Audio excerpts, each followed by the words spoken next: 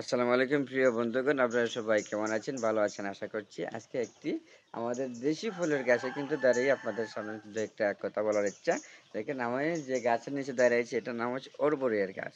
আমরা স্থানীয় ভাষায় এই জিনিসটাকে কেউ বলে লেবুর, কেউ বলে রয়্যাল, কিন্তু এটার অরিজিনাল নাম হচ্ছে অরবরি। একটা দেখুন তো, এই দেখুন অরবরি। এগুলো কিন্তু ছোট, আরো উপরে আছে বড়। দেখি উপরের দিকে, এই দেখেন উপরের দিকে কিন্তু প্রচুর পরিমাণে অরবরই দেখা যাইতেছে।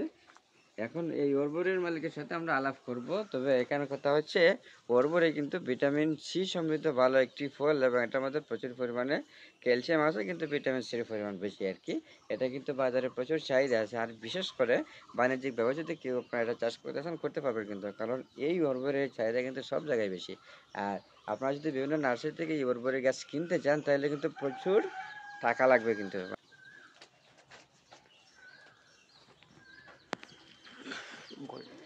দেখতে পাচ্ছেন আমার সামনে অরবরে গাছের মধ্যে ধরে আছে, কত সুন্দর লাগতেছে না? অনেকে কিন্তু এটার অরিজিনাল নাম জানে না। এখন আমরা কৃষকের সাথে একটু আলাপ করব। ভাই ভালো আছেন নি? আলহামদুলিল্লাহ, আল্লাহ রাখছেন, অশেষ মেহেরবানি আল্লাহর। এই যে অরবরের গাছটা যে আপনি লাগাইছেন, এই অরবরের গাছের বয়স কতদিন হয়েছে?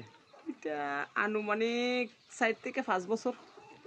মানে প্রতি বছরই এরকম এটার মধ্যে ফল ধরে? সারা বছরই ধরে, 12 মাস। সারা বছরই ধরে না? 12 মাস। তার মানে এটা 12 মাসই ফল। 12 মাসই ফল। হ্যাঁ, ছোট থাকতে অনেক অরবরে খাইছি, এখন আর এই অরবরিয়ার গাছগুলা ওই যে দেখতে দেখতেছেন, সাধারণত একটা পাওয়া যায় বড় না। একটা ছোট, হ্যাঁ। আবার ফুলের সংখ্যাও আছে বিভিন্ন জায়গায়। মানে এটা কোনো মাসও বাদ নাই, সব মাসে পাওয়া যায়। 12 মাসই কম বেশি হইলেও পাওয়া যায়, সিজনে বেশি ধরে। তাই তো? জি। আপনারা যারা যারা অরবরে খাইছেন তারা তো বুঝছেন এই অরবরের জিনিসটা কি। আর যারা যারা অরবরে চিনেন না তারা কিন্তু অরবরে খাওয়ার একটু ট্রাই করবেন। আর এতে প্রচুর পরিমাণে অ্যান্টিঅক্সিডেন্ট বিদ্যমান, এবং প্রচুর পরিমাণে ভিটামিন সি পাওয়া যায়, ক্যালসিয়াম পাওয়া যায়।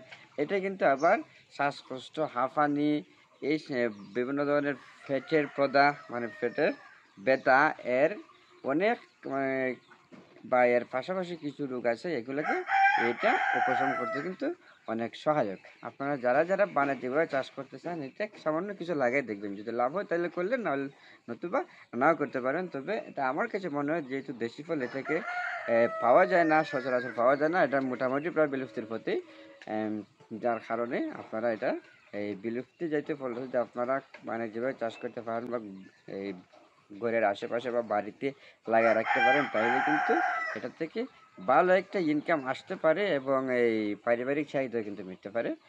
অসংখ্য ধন্যবাদ সকলকে। এই ছিল আজকে ভিডিও।